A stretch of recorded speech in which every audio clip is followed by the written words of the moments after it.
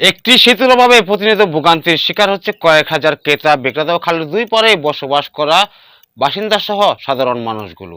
বর্ষা মৌসুমে ঘটে নৌকাডুবি ঘটনা, ঘটে প্রাণহানি, সেই সাথে খোয়া যায় নগদ অর্থসহ মূল্যবান সম্পদ। বলছি ঢাকার দোহার উপজেলা জয়পাড়া বড় মাঠ সংলগ্ন খালের কথা।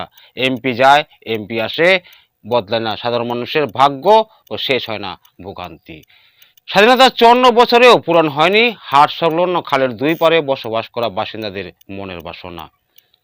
তাই স্থানীয়দের দাবি, জয়পাড়া খালে যদি একটি সেতু নির্মাণ হতো তো ভোগান্তি থেকে রেহাই পেত ক্রেতা বিক্রেতা ও সাধারণ মানুষগুলো। সেই সাথে ঘটতো না নৌকাডুবি ঘটনা, হতো না কোনো প্রাণহানি। চলুন ভিডিওতে দেখে আসি খেয়া পারাপারের চিত্র।